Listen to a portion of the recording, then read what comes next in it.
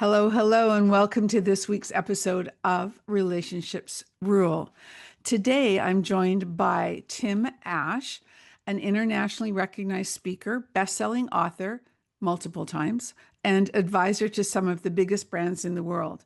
With a background in both computer science and cognitive psychology, Tim helps leaders, marketers, and entrepreneurs understand how to influence human behavior ethically.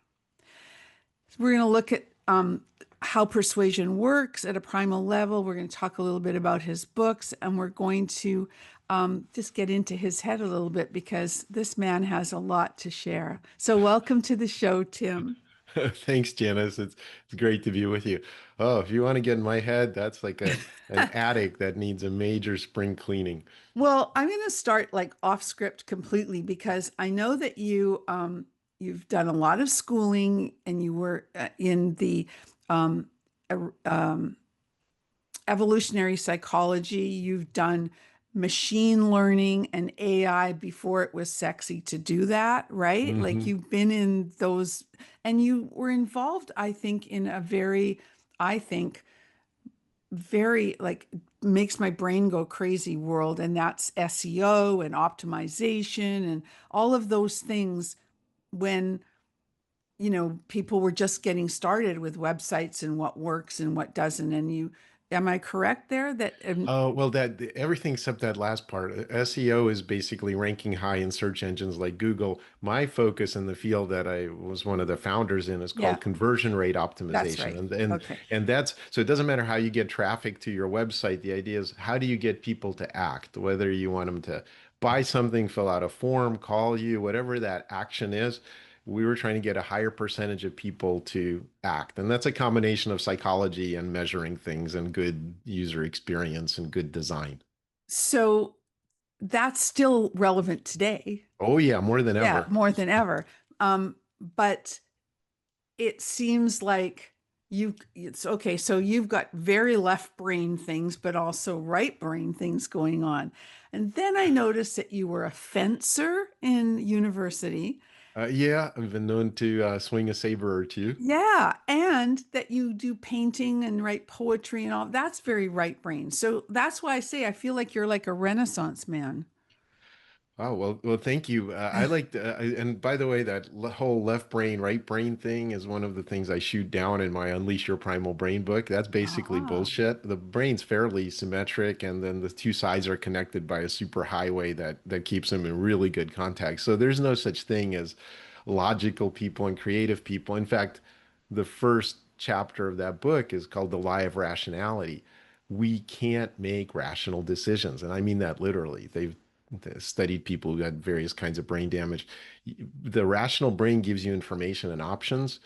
The prioritization, the actual decisions that are made are always emotional and instinctual. It's basically Mm. whatever gives you the strongest response. As the brain is doesn't like to work really hard, the default response to the brain is do nothing.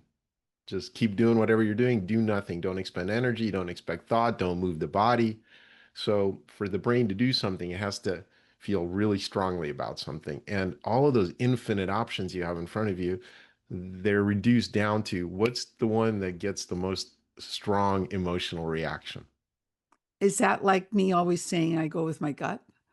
Yeah, yeah. The gut, well, there's actually a Yeah. nexus of neurons around your brain and your intestines. That is kind of like a Yeah. secondary little Yeah. brain. They're learning much more about that now. But that's exactly it. So, what I mean is literally, you cannot make a rational decision. There's no such thing. Wow. So, I mean, I'm thinking about, all those cliches about people say that people buy with emotion and what did they say? They, something with logic. They, Yeah, well, I think that Robert Heinlein, one of my favorite science fiction authors, he had a quote that said, "People don't make rational. People are not a rational animal; they're a rationalizing animal." So what Mm. happens is you can see this on brain scans. Someone makes an instinctual decision or an emotional decision, and then a few seconds later, or a few fractions of a second later, if you ask them, why did you make that decision? Then the language parts of the brain kick in, and basically you come up with the alibi. But the alibi is never the reason you actually did something. It's the Wow. rationalization for it. Mm. Okay. And I know I'm kind of like I'm probably No, no, way I going think it's way interesting. off-roading at this No, you're point, not, because I have a but you question. asked. I think you've answered this question. You've written about, and hold that book up, the Primal Brain book, because that's the Well, yeah. first So this was one. my Yeah, previous book that right. I've written Unleash Your several. Primal Brain. Unleash Your That's Primal Brain. Yeah, okay. And that's really demystifying how we think and why we act. That's the subtitle. okay. So you're saying that primal brain drives behavior, and you've just sort of explained how it works, correct? In a Well, simple way. you mentioned evolutionary psychology earlier. I think most people aren't even familiar with the term, so if I can give you a quick Sure. 411, basically the idea is that we evolved over time, and there are things that we share with the most primitive forms of life on Earth, like insects have dopamine. Well, dopamine is just a way to decide what to use your energy on and how to chase goals. We all share that. And then there are things that we layered on top of that that we got from other mammals. And then there are things at the end of that evolutionary arc that make us bizarrely and uniquely human and why we've taken over the whole planet. So if you really want to understand human behavior, you have to understand that whole arc of evolution and where we picked up various things. Mm, So evolutionary psychology explains things based on that. So I describe the Unleash Your Primal Brain as basically the user manual for being human. It's the okay. things that all 8 billion of us on the planet share. Okay. So do you okay, so let's bring in the new book so we can just see that cover. Oh, sure.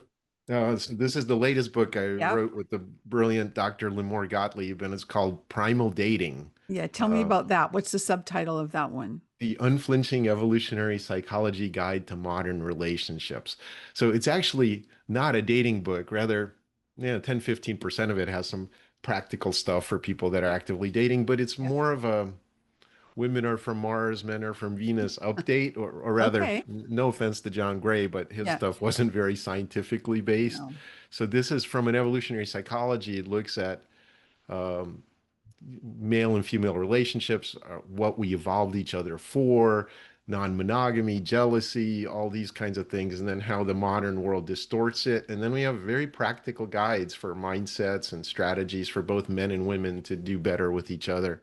So it's basically peel back all those cultural layers that we operate from and understand us at kind of the species, psychological, biological level, what our tendencies are, why we act the way we do, without putting those value judgments on top of it.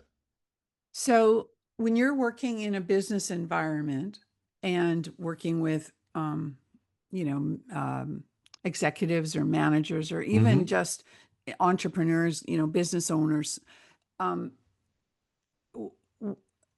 are you going in and talking about how to deal with men versus women, women versus men? Are you teaching, like, do you look at the best ways to influence one or the other and still be ethical and things like that? Well, the Primal Dating book is really for interpersonal relationships. Okay. So it's just designed for that. When I consult, the way that I normally engage, I work with senior executives at companies, and it's called an executive advisory. Essentially, I'm unlimited on call for a senior executive, Oh, and the right. range of Okay. stuff that we cover is definitely online marketing. I mean, I literally wrote a few books on it and ran Yeah. conferences and made 1.2 billion for our clients based on this kind of neuromarketing stuff.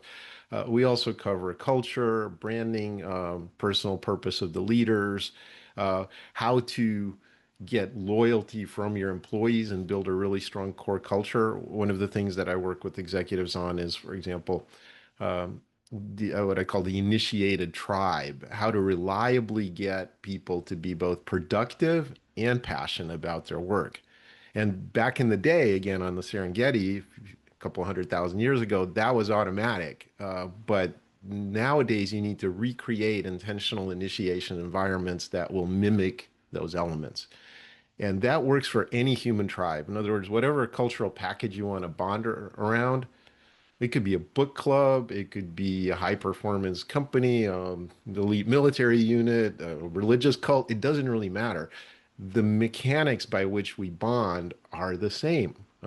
Modeling by the leaders, peer pressure, synchronized group activities, and overcoming meaningful challenges together.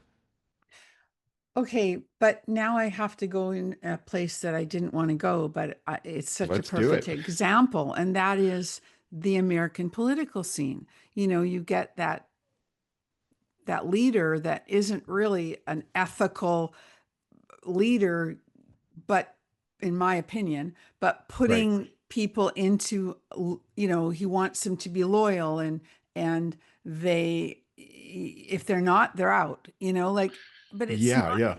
right? Well, That's so you dangerous. you touched on a couple of really important things there. So the first is I didn't say it's for the greater good. I said those are built-in instincts that work with anyone in any Okay. situation. So if you apply all four of those ideas, modeling by the leaders, like you have something I want, there's a lot of people, every political leader kind of embody something they want from them. That's the reason to follow the leader. Then peer pressure, seeing how other people in your cultural tribe act, synchronized group activities, you find that all the time in politics and other settings, and overcoming meaningful challenges and struggling together. That's really kind of the final proof that whatever cultural package you're adopting has value because it's effective and it allows you to overcome adversity and challenges. So those, again, those four elements of an intentional initiation are, if you combine them, you can reliably get people to bond to whatever group you're in. Hmm. And I'm not advocating whether the cultural package they're trying to, promulgate is a good one. Okay, this Hmm. can be used for evil, but the point is understanding human nature allows you to consciously build better, ideally, ethically and positively Hmm. better organizations, whether they're communities or companies. So can you share perhaps a story about a company exec that you've worked with? Obviously, no names, but just an idea of how you've helped them take their company from um, from where they were to one that embodies those elements that you talked about. Yeah, well, so I just mentioned one part of the initiated tribe framework, which is intentional initiations. It actually has two parts before that, which is the personal purpose of the leader. That's the foundational stuff. Okay. Then creating a core culture, and then consciously initiating new employees or vendors, partners into that, or customers even. That's the intentional initiation, the four elements that I just mentioned within that. So the first, so I'll give you an example. I had one one executive who was a CEO of a company, and he was really driven. No surprise, a lot of entrepreneurs are. Hmm. And but he was, I said, like, what's your personal purpose? And he goes, well, I'm going to be retired by 40 with the 25 million in the bank and all this kind of stuff. I said, that's not a purpose for two reasons. One is it's a goal. If it can be achieved, it's not your purpose, Right. right? And that's a really important distinction. So there are a lot of goal-driven people in Right. entrepreneurship and leadership, but that's not the same as being purpose driven. And by the way, purpose isn't some softy thing. I mean, I'm in California here, it's like, oh, that's your granola stuff in California. No, purpose is highly No. correlated with health span, with financial success, with um, good relationships, personal and professional relationships. So it's really kind of a turbo boost. If you don't have it, then that's a problem. Well, So does it need to involve something bigger than yourself, though? Does a purpose? yes, Yeah. Okay. thank you. You're you've obviously uh, got the Cliff Notes version, and No, that's just you're me. Yeah. no. That's exactly so. The first thing I told him is like, you have a goal, not a purpose, so you need a Hmm. purpose. The Hmm. second thing he told me, well, is my purpose is to build this company, blah blah blah, and I Yeah. said, that's not big enough.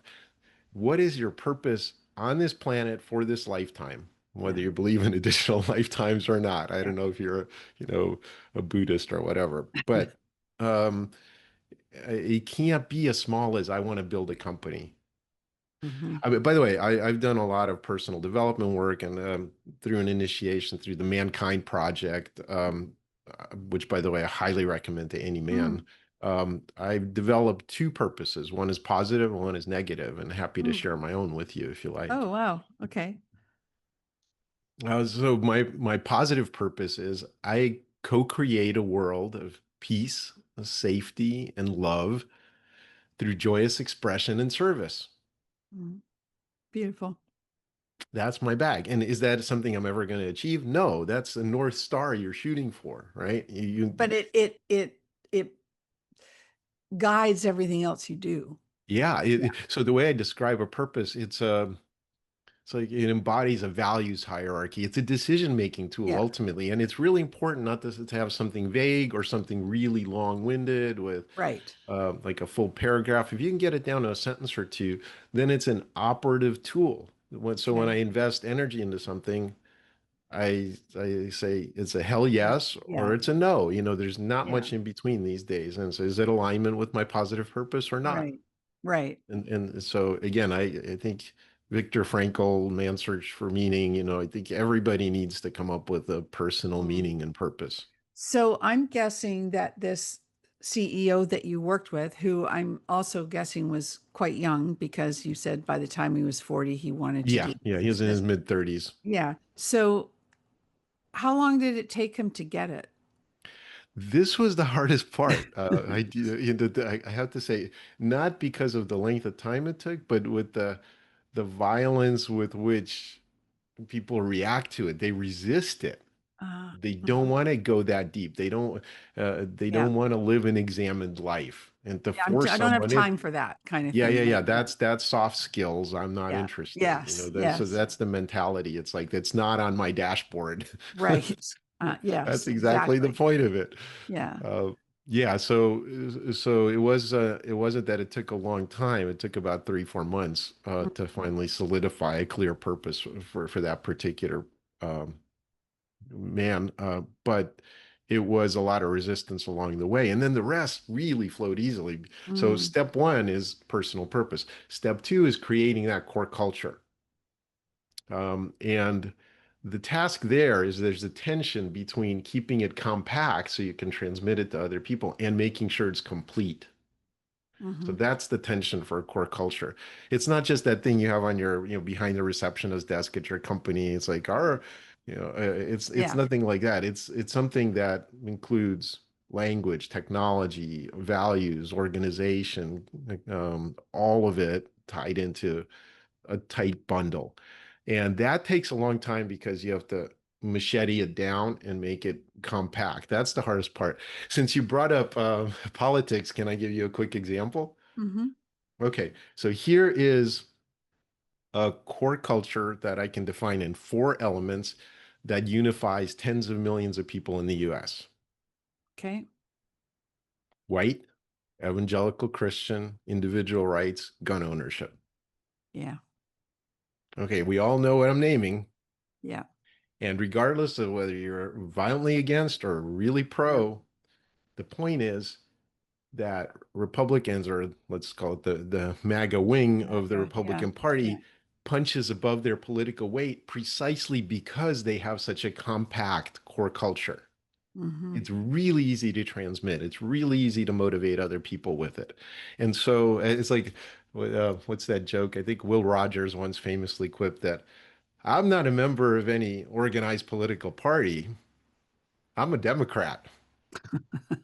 Right. So in contrast, you think of all the isms on the, Yeah. the Yeah. umbrella Yeah. coalition under the Democratic side. They're Yeah. very universal, but everyone's Yeah. got their own little niche inside of it. So how do you transmit this giant elephant of a corporate or No a pun tribal culture intended. to others? It's very hard to do. And Yeah. so again, that's the power of having a very tight and clearly defined corporate And culture. actually, just using that, and I see that as a very good example or a bad example, however you want to look at it. Um, but which came first, the chicken or the egg? Because what the way I understand it, and I'm Canadian, but I can't help but Mhm. be drawn into, Eh? that thing is that the Republicans were a different whatever before their leader now has came into, to the fight, because Hmm. that I thought it created that MAGA group. Okay. So So that's, which is the chicken or the egg? Okay, so I'm yes. not a political analyst. My own feelings are this has been percolating since the Okay. 80s, since Reagan, Newt Uh, Gingrich, and it's been yeah. in the works for plus years. So Okay. I don't look at it as Okay. like there's definitely people that can capture the moment and energize groups of Yeah. people, and that's certainly been done, but it's an Yeah. acceleration of an existing process in my mind. But it's a legitimate point. It's like, does the leader make the movement, or does the movement Yeah. ask for the leader to pop up at a certain moment? I think it's largely the latter. I think that Mhm. there are larger forces in our societies at work. There's a great book called The Fourth Turning that was written in the late 90s, and it describes history in these 80 to 100 year historical Mhm. cycles and predicts that, well, right now we're in the middle of a Yeah. crisis Yeah. period. Well, that's clearly true. Yeah, it's interesting. I'm following this woman on Instagram of all places, and she's really clever about that whole thing and how she lives in Europe. She's lived in Europe for 30 years. She's American. She's gorgeous. She speaks a bunch of different languages, and each of her um, or whatever you call them, that her videos that she does, she likens whatever's going on today in the States. Yesterday it was the military thing, and or 2 days ago it was called, she talked today about the enemy within, and she gave Hmm. examples from Germany, Nazi Germany. She gave an example from Chile, and she Hmm. gave an example from what was the third one? Um, oh, now I can't remember. There were three that she gave, and they were all that where someone had called, um, uh, their leader had talked about the enemy within in their own way and how it Yeah, manifested in and those different places. It was really interesting. yeah, I've always been a student of history, and I really like this saying I heard: history may not repeat, but it rhymes. There's these recurring themes that happen in Yeah, history, and you yeah, certainly can learn. You can learn about Caligula at the height of the Roman Empire and apply yeah. 75% of that to our current situation. Yes, So I do yes. believe that there are larger stories and cycles of human nature that are built into history, I and know, it's we fascinating. ignore them at our own peril. Yeah, yeah. Okay, so I'm so completely in a different way than what I Hey, planned like this I to go. said, I'm happy to go And I off-roading love with you. it. No, I love it because you're a fascinating, interesting man to talk to, and it could go any which way. That's true. Um, there was something else though that came to mind. So I do want to ask you though, because I find this fascinating, and the difference between, and this one of my questions that's now out of sync. So whatever, it's just coming from left field. Okay. Hmm. So my question is about the difference between the line between influence and manipulation. Hmm. Is it about intention, outcome, or something else? Now, this probably goes back to what you were used to be doing, right? Because, Yeah. okay, I mean, yeah. So I ran an agency called Site Tuners. We were one of the first conversion rate optimization agencies I mentioned, and we yeah, created over 1.2 billion in value for the Expedias, Googles, Facebooks, and smaller wow, companies of the world. And most of it was due to these durable neuromarketing principles. So one thing before I answer your question, I want to say is yeah, like, I don't care about the technology. I don't care about AI. I don't care about virtual reality. I don't care if it's, I know what, hologram suppositories tomorrow. Whatever the technology is going to be, we're still trying to influence the human brain and right. and And it's human still about beings. people, right? It's Yeah, still and about by the people. way, and on that note, again, back to evolutionary psychology, we stopped evolving. So if you take the 10,000 generations that it took us to evolve as modern humans, we're essentially unchanged over that time. What's happened in the last 2 or 3 or 5 generations doesn't matter. We're essentially flies in amber. We stopped evolving, and we have to take these brains that were designed for tribes of a few dozen people on the plains of East Africa and apply them to this civilization of overlapping tribes with 8 billion people on the Oh, planet. interesting. Never Yeah. thought of it that. Yeah. So I look at, to me, wisdom as I get older is things that are effective in more situations and are durable across time, and that's what I look for. I don't look at little fads or gimmicks or tricks. And so to me, evolutionary psychology has been that deep well. That's why I people started recently calling me, and I think I'm going to adopt it, Primal Tim, because whether you're applying it to your wellness, to your relationships, to your marketing, to your company culture, it's still all applications of evolutionary psychology. Okay. Okay, Okay. but I'd be happy to answer your question. Okay. Uh, So so the question was the line between influence and manipulation. and I thought about this a lot. I think that everybody who's any kind of in any influence position has to really be grounded in ethics. Everybody, you may have different moral codes, whatever that is for you, but I don't, certainly political leaders Yeah. are lacking that often right now. Yeah. Company leaders Yeah. also, and certainly marketers.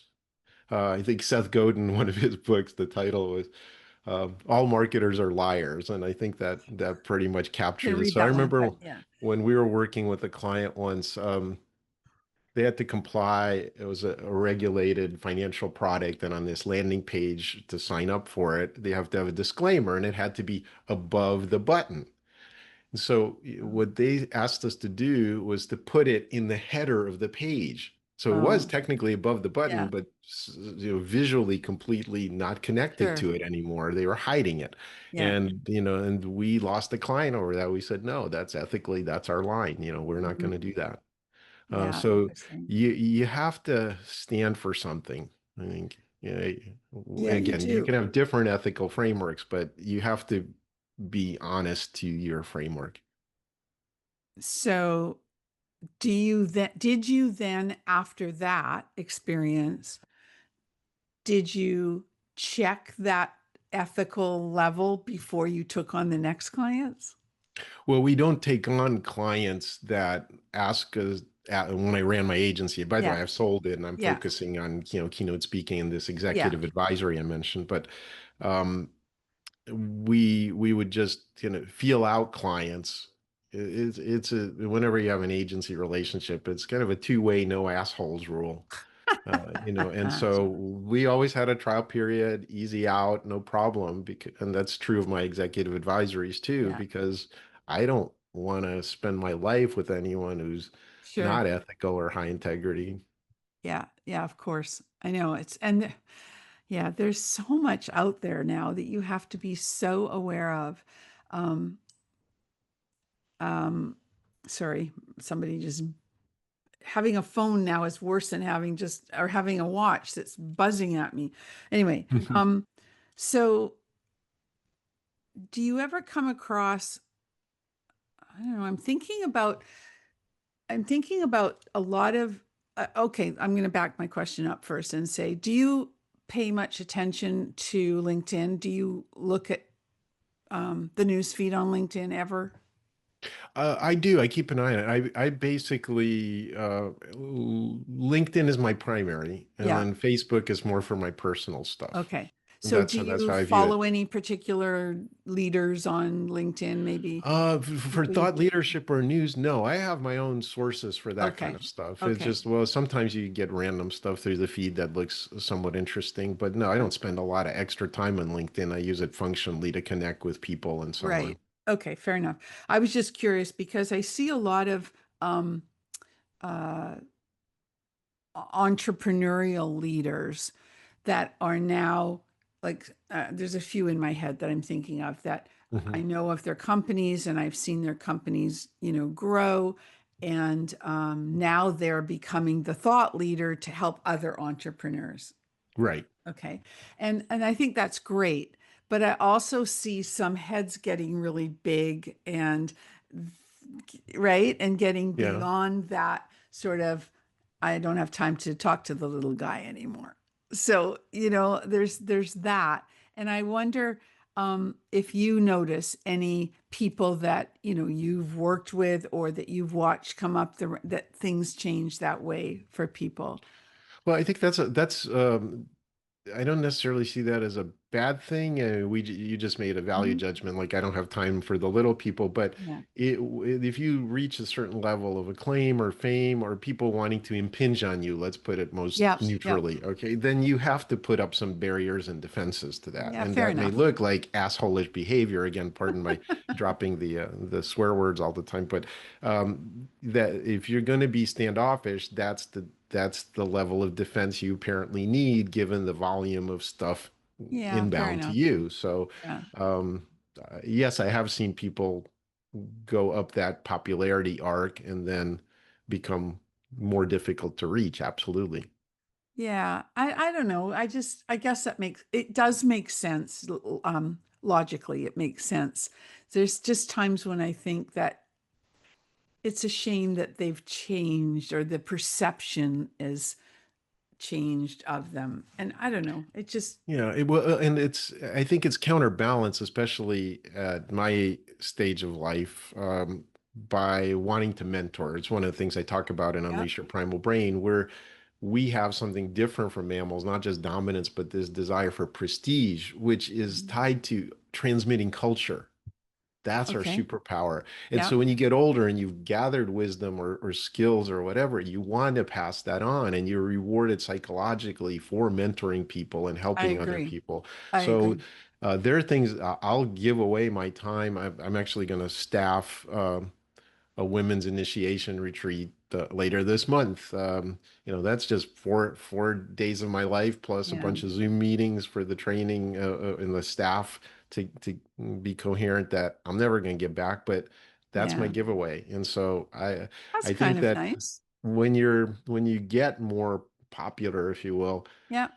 you still have to filter how you spend your time, and that's legitimate. But I try to spend more time on my purpose, and that's not to say that everybody does that. I'm just That's saying true. that's my approach. Yeah, I know that's true. So how much of your time have you spent doing personal development? Was it more now when you have more time, or was it all the way through? I think it went in spurts, and the only thing that's ever motivated me to become a better human is pain. So Hmm. as bad as this sounds, it's like the story about the old dog that would be waking up out of its sleep and going "Roar" every few minutes, and turned out it was laying on a nail. Yeah, And you ask why didn't it move? Well, I guess it didn't hurt bad enough. I think life's like that. you're right. You're comfortable, something comes into focus, and then it becomes more and more uncomfortable. When that becomes unsustainable, that's when you want to change. And so there briefer periods of significant growth to reposition for the next chapter in your life. Some people keep sleepwalking their whole lives through. I wasn't exactly early to the party. So, like I said, this initiation weekend that I did through the Mankind Project, I did that in my early 50s. So, Okay. but Yeah, I no, had other I, periods like when my dad died in my mid yeah. 20s that I did a lot of soul searching and changing. No, I identify. I was in a period of my life early on, when I was going through, become divorced now I was searching. I was a single mom, and there was a friend of mine. It was a guy. He was a teacher. I was a teacher, and Hmm. he said to me, and this was part of their marketing, I'm sure, because I learned over the years.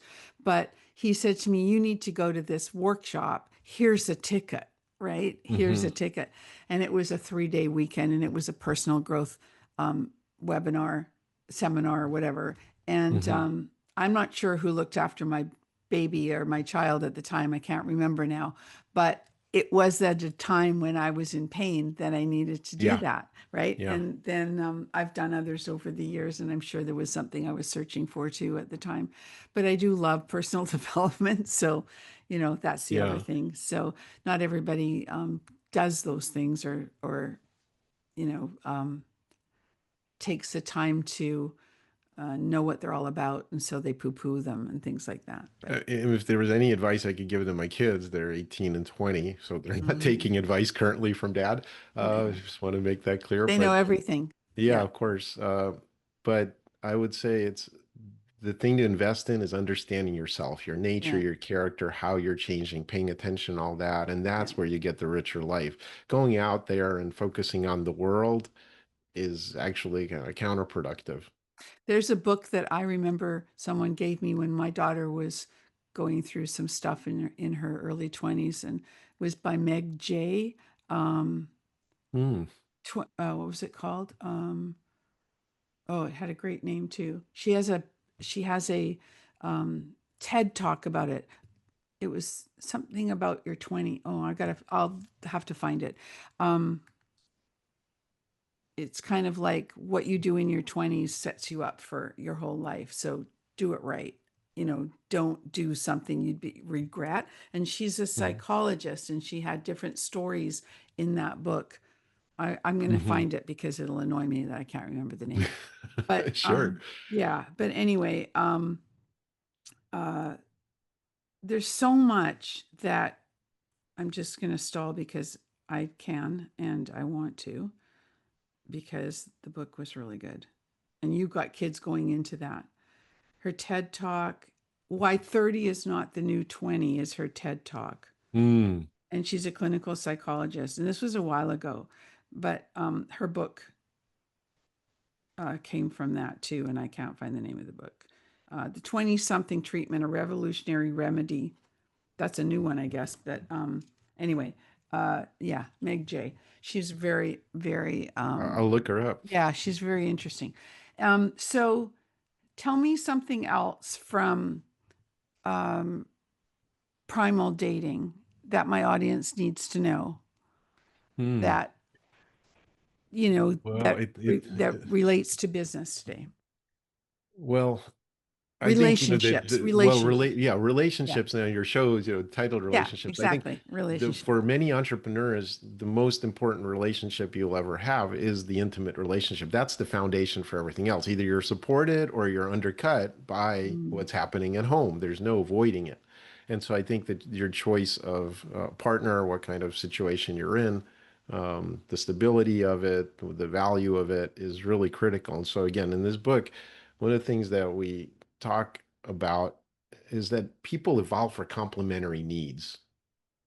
It's not optional. Like, from an evolutionary standpoint, you kind of sort into roughly equal pairs.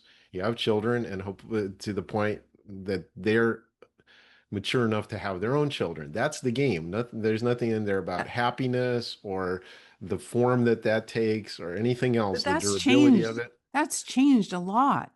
Well, Here's no, so again, from an evolutionary standpoint, it hasn't at all. That's the point. So we have what okay. we evolved for. That's part one of the book. The second part is how modern society has distorted that and made things a lot worse.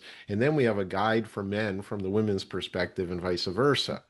And I think, we suggest you read the whole book so you'll Yeah. get more self-knowledge and understand the other sex better. But one of the keys is that no one's going to win the gender war.